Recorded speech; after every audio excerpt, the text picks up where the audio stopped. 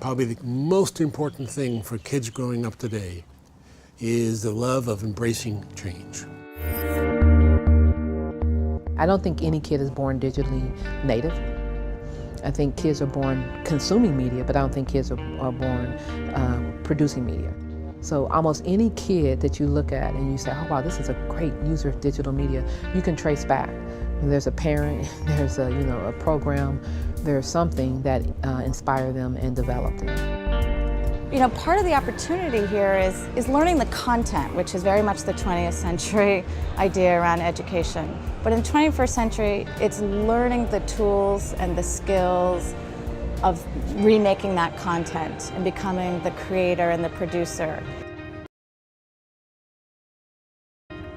We know that the learning outside of school matters tremendously for the learning in school. So a lot of what we're trying to say about kids' informal learning with new media is part of an already existing set of understandings that educators have of the importance of the home environment, for the peer environment, for the community, for learning that happens in schools. The question is, how can we be more active about linking those two together? We just assumed when we opened the school that digital media would be available at all moments. And we have a technology philosophy around bring it out when we need it and put it away when we don't need it. We have a wireless building, the kids use laptops, and the reason we do that is so that we can put them away when it's actually not the best tool for them to be learning with.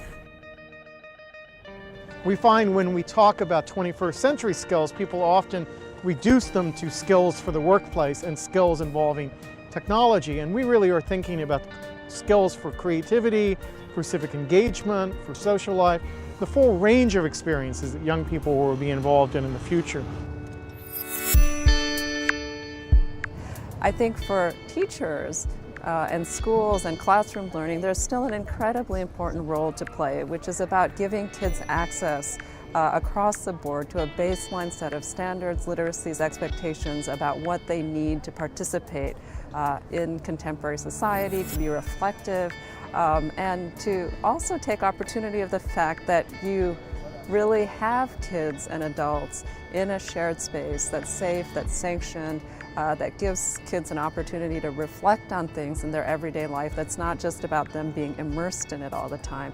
So I think that there are incredibly important functions for schools. What we're saying by valuing informal learning is not that we should abandon formal learning, but that we should get those working together in a much more coordinated way.